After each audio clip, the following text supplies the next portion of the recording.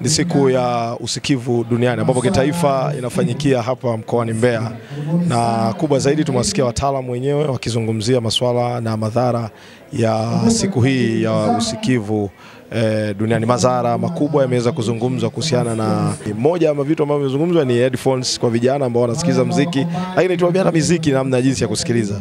Lakini pia mtaalamu wa viziwi katika hospitali ya kanda ya mkoa wa Mbeya naye ameweza kuzungumza kuhusiana na siku hii ya usikivu duniani, na mengi zaidi utayasikia hapa kupitia Arubu TV. Kwa jina naitwa Dr. Benedict Ngunyale, ni daktari bingwa wa magonjwa ya masikio, koo na pua kutoka hospitali ya rufaa ya kanda ya Mbeya. Leo ni siku ya usikivu duniani. Siku hii ya usikivu duniani huadhimishwa kila tarehe 3 ya mwezi wa 3 kila mwaka, na kwa mwaka huu kitaifa inafanyika katika hospitali ya rufaa ya kanda ya Mbeya. Sasa kupoteza usikivu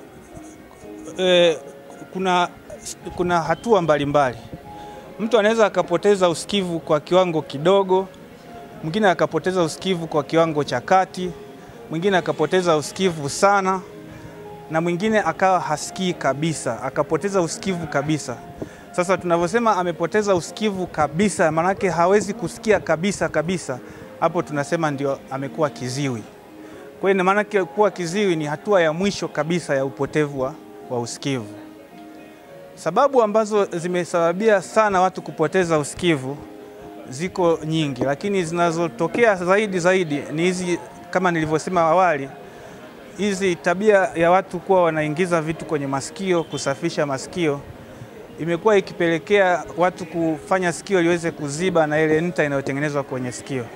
Kwa kawaida sikio linazalisha nta ambayo inalilinda lile sikio na maambukizi mbalimbali, na sikio huwa linajisafisha lenyewe. Kwa hiyo kitendo cha kutumia pamba kusafisha sikio unaweza kuharibu ule mfumo wa sikio kusikia lenyewe, na hivyo kufanya ile nta ambayo inazalishwa katika sikio kuwa ikashindwa kuwa inatoka yenyewe na ikawa inaziba ndani ya sikio na kufanya usikivu upungue. Hii imekuwa sababu kubwa sana katika jamii.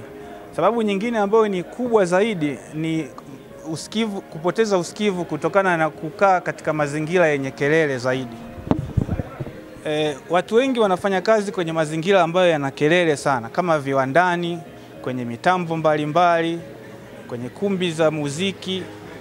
Sasa maeneo yenye kelele haya, ukikaa kwenye eneo la kelele kwa muda mrefu, ile kelele zinakuwa zinaharibu sikio taratibu, na hivyo unapoteza usikivu taratibu. Jina langu naitwa Faraja Mbwilo.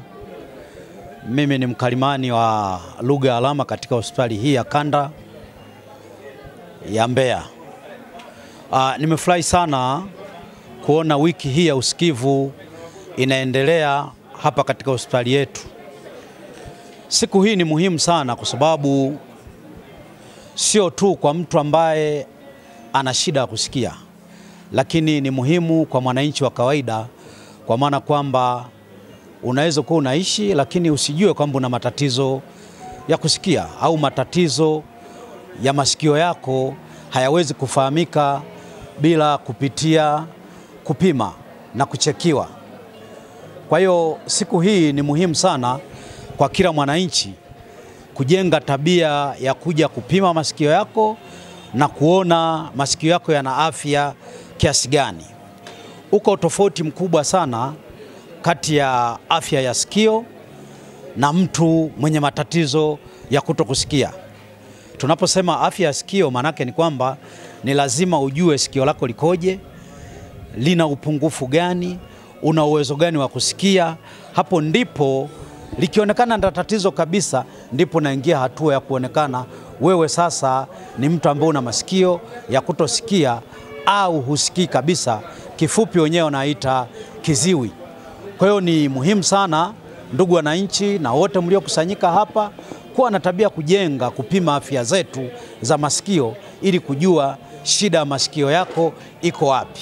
Ukikaa tu huko na kujiamini kwamba wewe una matatizo bila kuja kupima na kucheki, inakuwa ni ngumu sana, ndugu mwandishi wa habari. Asante sana. Kwa nitoe wito kwa wananchi na watu wengine wote, sio tu katika wiki hii ya afya ya masikio, lakini siku nyingine yoyote mkaribie katika hospitali yetu, tukucheki, tukuone una matatizo gani.